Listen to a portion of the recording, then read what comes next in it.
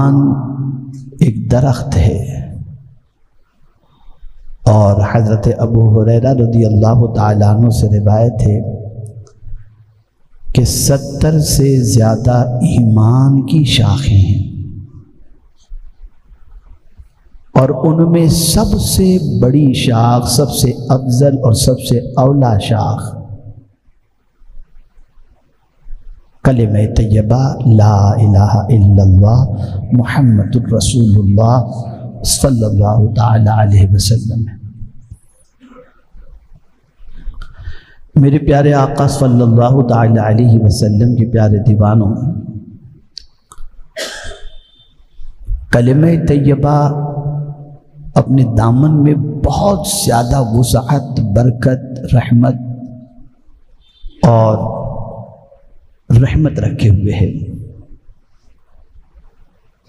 کاش کہ کوئی کلمہ طیبہ کی برکت کو سمجھتا اور اس کے فوائد کو اپنے دل و دماغ میں اتارنے کی کوشش کرتا۔ حضرت معاذ بن جبل رضی اللہ تعالیٰ عنہ سے متعلق حضرت انس رضی اللہ تعالیٰ عنہ روایت کرتے ہیں کہ ایک مرتبہ آقا کریم صلی اللہ علیہ وسلم سواری پر سوار تھے، اور سرکار صلی اللہ علیہ وسلم کے پیچھے سواری پر ایک ہی سواری تھی، اور اس سواری پر آگے سید آقا کریم صلی اللہ علیہ وسلم تشریف فرما تھے، اور پیچھے ہی حضرت معاذ بن جبل بیٹھے ہوئے تھے۔ رسول اعظم صلی اللہ علیہ وسلم نے فرمایا یا معاذ، اب یہاں میں سمجھا دوں آپ کو، اس وقت ایک طبقہ یہ کہتا ہے کہ دور سے سرکار کو یا رسول اللہ کہہ کر کے پکارنا معاذ اللہ شرک ہے۔ تو میں یہاں پر عرض کروں گا کہ ہمیں جو دین ملا ہے وہ کہیں اور سے نہیں، کربلا کے تاجدار سے ملا ہے، اور جہاں تک دور سے پکارنے کی بات ہے تو آپ جانتے ہیں کہ 18 محرم حضرت امام زین العابدین رضی اللہ تعالیٰ عنہ کے وصال کی تاریخ ہے۔ تو جب کربلا میں رسول اعظم صلی اللہ علیہ وسلم کے نواسے حضرت امام حسین رضی اللہ تعالیٰ عنہ شہید ہو گئے، تو حضرت امام زین العابدین رضی اللہ تعالیٰ عنہ نے ایک نعت لکھی۔ اس نعت کے آخر میں جو مقطع تھا، اس مقطع کے اندر انہوں نے لکھا یا رحمت للعالمین ادرک لزین العابدین۔ میں پوچھنا چاہتا ہوں جن کے بابا اسلام کے لیے جان قربان کر چکے، کیا ان کا بیٹا یا رحمت للعالمین کر کے معاذ اللہ شرک کہتے ہیں؟ شرک کرتے ہیں؟ نہیں۔ پتہ چلا دور سے بھی سرکار کو یا رسول اللہ کہہ کر کے پکارنا شرک نہیں۔ اور عربی کے قاعدے کے اعتبار سے یا کا استعمال دور کے لیے بھی ہوتا ہے اور قریب کے لیے بھی ہوتا ہے۔ یہ کوئی بھی مکتب فکر کا مولوی اپنے مکتب میں کتاب پڑھاتے ہوں گے نا، تو اس کے اندر یہ ضرور حروف ندا جو ہے اس کے اندر یا کے استعمال کے حوالے سے ضرور آئے گا کہ یا قریب کے لیے بھی پکارا جاتا ہے اور یا دور کے لیے بھی پکارا جاتا ہے، استعمال کیا جاتا ہے یا کا استعمال۔ اب سرکار صلی اللہ علیہ وسلم کے بالکل قریب بیٹھے حضرت معاذ بن جبل، ایک ہی سواری پر دونوں، اور سرکار صلی اللہ علیہ وسلم فرماتے یا معاذ، تو حضرت معاذ بن جبل رضی اللہ تعالیٰ عنہ کہتے ہیں لبیک وسعدیک، حضور میں حاضر ہوں، میں حاضر ہوں۔ اب سرکار صلی اللہ علیہ وسلم حضرت معاذ کو پکار کر پھر کچھ کہتے نہیں ہیں، پھر چپ ہو جاتے ہیں۔ پھر سرکار صلی اللہ علیہ وسلم نے فرمایا یا معاذ، تو حضرت معاذ بن جبل پھر جواب دیتے ہیں لبیک وسعدیک، سرکار میں حاضر ہوں۔ پھر سرکار صلی اللہ علیہ وسلم کچھ نہیں فرماتے، پھر ارشاد فرماتے یا معاذ، تو حضرت معاذ بن جبل رضی اللہ تعالیٰ عنہ کہتے ہیں لبیک وسعدیک، اور بالکل سنبھل کر کے ایک دم بالکل سرکار صلی اللہ علیہ وسلم کے آگے کے ارشاد کی طرف کہ اب حضور کیا فرمائیں گے، ذرا میں اسے غور سے سنوں. اور یہاں میں آپ کو بتا دوں، ہمیشہ کے لیے ذہن میں رکھو، جب کبھی اللہ اور اس کے رسول کے ارشادات سنائے جا رہے ہوں، توجہ چاہوں گا، جب سنائے جا رہے ہوں تو اپنی باتیں مت کرو، ورنہ حضور اور اللہ کی باتوں کا معاذ اللہ انسلٹ ہوتا ہے. اور توجہ بھی نہ ہٹاؤ، پوری توجہ لگا دو کہ اب کیا کہا جا رہا ہے، اللہ اور اس کے رسول کا کیا فرمان سنایا جا رہا ہے. تو حضرت معاذ بن جبل الرٹ ہو گئے. اب میرے آقا صلی اللہ علیہ وسلم نے فرمایا، اے معاذ، جس کسی نے بھی دل سے، یہ لفظ دل آیا ہے، قلب کا استعمال حضور نے فرمایا، جس کسی نے بھی دل سے ایک مرتبہ کلمہ طیبہ پڑھا وہ جنت میں داخل. یہ دل کی بات ہے. اور یہ نہ سمجھنا کہ بس اتنا کہنا مطلب ہو گیا کام. یہ شہادت گہے الفت میں قدم رکھنا ہے. لوگ آسان سمجھتے ہیں مسلمان ہونا. اگر زبان سے ہم نے کلمہ طیبہ پڑھ بھی لیا اور کہہ دیا لا الہ الا اللہ، اللہ کے علاوہ کوئی معبود نہیں، اور دل کی پوزیشن یہ ہے کہ معبود کی ایک بھی نہیں سننا، ساری سننا ہے تو نفس ہی کی سننا ہے. لیکن جس نے دل سے کہہ دیا، اب اس کے بعد وہ اس طریقے سے اس پر جمع ہے کہ سنوں گا تو صرف میرے رب کی سنوں گا، اور اس کے حکم کے مقابلے میں کسی کا بھی حکم آ جائے میں چھوڑ دوں گا. یہ ہوا دل سے ماننا. اور اسی لیے ڈاکٹر اقبال جیسے مفکر نے کہا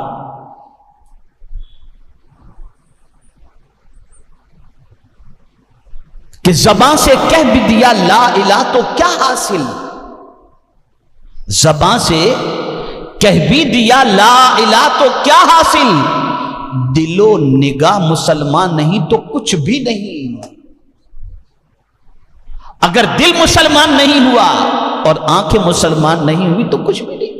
یہ آنکھیں ہیں جو پتہ نہیں کیا کیا دیکھتی رہتی ہیں، اور یہ دل ہے کہ نہ جانے کن کن کی محبت میں گرفتار پڑا ہوا ہے. اگر دل میں جھانک کر کے دیکھیں تو شاید کہیں خدا اور اس کے رسول کی محبت کا ٹمٹماتا ہوا دیا کہیں نظر آ جائے. زیادہ تر اس دل کے اندر جھانک کر کے دیکھیں گے دنیا دنیا دنیا اور دنیا. مجھے یاد آ رہا ہے حضرت عثمان ذو النورین رضی اللہ تعالیٰ عنہ کہ وہ فکر کے بارے میں مجھے یاد آتا ہے. اللہ اکبر. صدیق اکبر رضی اللہ تعالیٰ عنہ کا دور پاک تھا. حضرت عثمان غنی رضی اللہ تعالیٰ عنہ کہیں بیٹھے ہوئے تھے اور سیدنا فاروق اعظم رضی اللہ تعالیٰ عنہ کا گزر ہوا. تو جیسے حضرت عثمان ذو النورین رضی اللہ تعالیٰ عنہ کو بیٹھے ہوئے کسی سوچ میں ڈوبا ہوا دیکھا تو یوں ہی نہیں نکل گئے. صحابہ کی عادت تھی کہ کوئی بھی ہو، بڑا ہو چھوٹا ہو، جیسے ہی گزرتے پہلے سلام پیش کرتے. یہاں تو پورے کے پورا ٹانڈا نکل جاتا ہے، سلام نام کی کوئی چیز نہیں. وہ چھوٹے کو بھی سلام کرتے، بڑے کو بھی سلام کرتے، اس لیے کہ حضور نے فرمایا افشوا السلام، سلام کو پھیلاؤ. جس کو جانتے ہو اس کو بھی کرو، جس کو نہیں جانتے اس کو بھی کرو. یہ حضور کا ارشاد ہے سلام کے بارے میں. تو حضرت فاروق اعظم رضی اللہ تعالیٰ عنہ نے حضرت عثمان غنی رضی اللہ تعالیٰ عنہ کو سلام کیا. وہ کسی خیال میں ڈوبے ہوئے تھے، جواب نہیں دیا، گزر گئے. حضرت فاروق اعظم جا کر صدیق اکبر سے شکایت کی، امیر المؤمنین میں حضرت عثمان کے پاس سے گزرا، وہ کسی سوچ میں ڈوبے ہوئے تھے، میں نے ان کو سلام کیا لیکن سلام کا جواب نہیں دیا. تو صدیق اکبر رضی اللہ تعالیٰ عنہ نے یہ نہیں فرمایا کہ میں ابھی بلاتا ہوں، کیسے انہوں نے جواب نہیں دیا. خلیفہ تھے لیکن اخلاق مصطفیٰ سے واقف تھے. اور جملہ یاد رکھیے گا، حاکم بن کر نہیں جیتے تھے، خادم بن کر کے جیتے تھے. بڑا فرق ہے حاکم بن کر جینے میں اور خادم بن کر کے جینے میں. کہا اچھا سلام کا جواب نہیں دیا، چلو میں چلتا ہوں. بلایا نہیں، خلیفہ ہیں. خلیفہ وقت ہیں، بلایا نہیں حضرت عثمان غنی کو، تشریف لے گئے، کہا عمر چلو چلتے ہیں، گئے تو حضرت عثمان غنی رضی اللہ تعالیٰ عنہ کو سلام پیش کیا، دونوں نے فوراً جواب دیا، اس سے کہ دو آدمی جائیں تو سمجھ میں آ جاتا ہے دو ہیں، تو اپنے خیال سے باہر آ چکے تھے، سلام کا جواب دیا۔ تو فوراً صدیق اکبر نے کہا عثمان تمہارے بھائی عمر نے تم کو سلام کیا، تم نے سلام کا جواب نہیں دیا؟ کہا مجھے تو معلوم ہی نہیں۔ اب جیسے انہوں نے کہا مجھے تو معلوم ہی نہیں کب انہوں نے سلام کیا، تو صدیق اکبر یہ نہیں فرماتے کیا بات بناتے ہو، نہ کہا میں سچ کہتا ہوں، جو تم نے کہا سچ کہا۔ پھر فاروق صدیق اکبر نے فرمایا وہ تمہارے پاس سے گزرے، انہوں نے تم کو سلام کیا، تم کس خیال میں ڈوبے ہوئے تھے؟ سنیے غور سے، اب کیا سوچتے تھے وہ لوگ، کس خیال میں ڈوبے تھے؟ کہا میں کیا بتاؤں، ایک خیال میرے ذہن کے اندر گردش کر رہا تھا، میں اسی کے بارے میں سوچ رہا تھا، تو مجھے خبر نہیں کہ میرے بھائی عمر گزرے اور سلام انہوں نے کیا۔ کہا کیا خیال، کیا سوچ رہے تھے؟ کہا سوچ یہ رہا تھا کہ حضور صلی اللہ علیہ وسلم پردہ فرما گئے، اور میں سرکار سے ایک سوال پوچھ نہ سکا۔ وہ سوال یہ تھا کہ یہ دنیا جو ہے نا بہت بن سنور کر کے آتی ہے، ایسی بن سنور کر کے آتی ہے کہ اس سے بچنا مشکل ہو جاتا ہے، تو اس سے بچنے کی کیا صورت ہے، اس سے بچنے کا طریقہ کیا ہے؟ تو صدیق اکبر نے فرمایا تم نے نہیں پوچھا نا، میں نے پوچھ لیا، میں نے اس سوال کو پوچھ لیا۔ کہا جلدی سے بتاؤ حضور نے کیا فرمایا؟ تو صدیق اکبر رضی اللہ تعالیٰ عنہ نے فرمایا کہ میں نے جب حضور سے پوچھا کہ یہ بن سنور کر کے جو دنیا آتی ہے اس سے نجات اور بچنے کی صورت کیا ہے، تو سرکار نے فرمایا جو کلمہ میں نے میرے چچا کو پیش کیا تھا اور انہوں نے لوٹا دیا، بس وہی کلمہ طیبہ اس سے نجات کا ذریعہ ہے، یہی کلمہ تھے۔ یعنی دنیا کی محبت کے مقابلے میں خدا کی محبت دل میں زیادہ پیدا ہو جائے، اور اس کے رسول صلی اللہ علیہ وسلم کی محبت زیادہ پیدا ہو جائے۔ جب یہ محبت دل کے اندر جاگزی ہو جاتی ہے تو پھر انسان کی کیفیت یہ ہوتی ہے کہ اس کی نجات کا سامان بن جاتا ہے۔ اور جیسا کہ آپ نے سنا حضرت معاذ بن جبل رضی اللہ تعالیٰ عنہ نے حضور صلی اللہ علیہ وسلم کا ارشاد سنا کہ جس نے ایک بار دل سے کلمہ پڑھا اس کو نجات مل گئی۔ تو یہ حدیث سن کر کے حضرت معاذ بن جبل نے سرکار سے عرض کیا حضور اگر اجازت دیں تو میں بھی لوگوں کو اس کی یہ خوشخبری سنا دوں۔ توجہ چاہوں گا، ذرا غور سے سنیے گا، اگر حضور اجازت دیں تو میں اس کی خوشخبری لوگوں کو سنا دوں۔ سرکار نے فرمایا نہیں، اگر تم یہ بول دو گے نا تو لوگ اسی پر بھروسہ کر کے عمل کرنا چھوڑ دیں، اسی پر تقیہ کر لیں گے اور بھروسہ کر لیں گے اور عمل کرنا چھوڑ دیں گے۔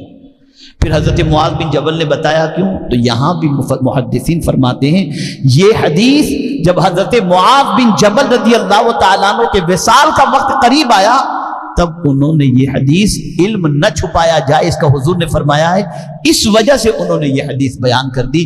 دو باتیں سمجھ میں آئیں، پہلی بات یہ سمجھ میں آئی کہ دل و نگاہ مسلمان نہیں تو کچھ بھی نہیں، ہزار زبان سے ہم کہہ دیں لیکن ہماری زندگی اللہ کی اطاعت اور اس کے رسول کی اطاعت میں نہیں گزرتی تو یہ زبان سے کہہ دینا کوئی حاصل نہیں۔ البتہ اتنا ضرور ہے کہ کلمہ طیبہ کی اتنی کثرت کرو، اتنی کثرت کرو، اتنا پڑھتے رہو، اتنا پڑھتے رہو، اتنا پڑھتے رہو کہ یہ کلمہ تمہارے دل کے اندر اتر جائے، دل میں نقش ہو جائے۔ جیسا کہ حضور مفتی اعظم ہند علیہ رحمہ کہتے ہیں خدا ایک پر ہو تو ایک پر محمد صلی اللہ علیہ وسلم، خدا ایک پر ہو تو ایک پر محمد صلی اللہ علیہ وسلم۔ اگر قلب اپنا دو پارا کروں اگر میں اپنے دل کے دو ٹکڑے کروں تو ایک پر خدا لکھا ہو ایک پر محمد لکھا ہو، اس محبت کو دل میں بٹھا۔ اور یہی وہ کلمہ ہے جسے سب سے پہلے حضور صلی اللہ علیہ وسلم نے انسانوں کے سامنے پیش کیا، اور جب پیش کیا تو بڑے زبردست انداز سے پیش کیا، اس کے فائدے کو پہلے ہی دن بتا دیا. قولوا لا الہ الا اللہ تفلحوا. لا الہ الا اللہ کہو اور کامیاب ہو جاؤ. کامیاب سے مراد یہ نہیں کہ بالکل آخرت میں کامیابی، نہ، یہ کلمہ دنیا میں بھی کامیاب کرتا ہے اور آخرت میں بھی کامیاب کرتا ہے، دونوں جہاں میں کامیاب کرتا ہے. لیکن اس کلمے کو سمجھو، اس کلمے کو دل میں اتارو، اس کلمے کا ورد کرو، اس کلمے سے محبت کرو، یہاں تک کہ یہ کلمہ اتنا عظیم ہے کہ جیتے جی تو اپنی جگہ پر یہ کامیابی دیتا ہے، لیکن مرتے وقت اگر کسی کو کلمہ نصیب ہو گیا تو اس دنیا سے وہ کامیاب ہو کر کے چلا گیا. اسی لیے فرمایا گیا کہ جب سکرات کے عالم میں کسی کو دیکھو لقنوا موتاکم، تو تم اپنے مردے کے سامنے یعنی مرنے والے کے سامنے تلقین کرو. یہ نہ کہو کہ کلمہ پڑھ کلمہ پڑھ، نہیں، اس کے سامنے بلند آواز سے کلمہ پڑھتے رہو، اس کے سامنے بلند آواز سے کلمہ شہادت پڑھتے رہو. تو پڑھتے پڑھتے پڑھتے جب تم پڑھتے رہو گے تو اس کی زبان بھی حرکت میں آ جائے گی اور وہ بھی کلمہ طیبہ پڑھ لے گا. اور ایک خاص بات ذہن کے اندر رکھیں، سب سے زیادہ اس کلمے کو چھیننے کی کوئی کوشش کرتا ہے تو وہ ہے شیطان. اور کوئی موقع، بس اس کو ایک بات سے میں تو ختم کرتا ہوں انشاءاللہ، اس کو میں اب کنٹینیوز رکھوں گا، پھر ایمان باللہ، پھر ایمان باللہ کے تقاضے، جب تک میں ادھر رہوں گا آتا رہوں گا بتاتا رہوں گا انشاءاللہ. ہم رات کو سو جاتے ہیں، لیکن فرمایا گیا ہم سوتے ہیں لیکن شیطان کا فتنہ جاگتا رہتا ہے. اس کے فتنے سے بھی بچنا ہے تو کلمہ طیبہ کو اپنا ورد بنا لو، اپنی عادت بنا لو، اپنی زندگی میں شامل کر لو. اس لیے کہ یہ کلمہ ایسا کلمہ ہے کہ اس کو اللہ عز و جل کے پیارے حبیب صلی اللہ علیہ وسلم نے ایمان کی سب سے اعلیٰ شاخ کے اعتبار سے بتایا، اور جس کا خاتمہ ایمان پر ہوا اور کلمے پر ہوا، اللہ کی بارگاہ کے اندر وہ دنیا میں بھی کامیاب رہا اور آخرت میں بھی کامیابی کے ساتھ وہ گزرا.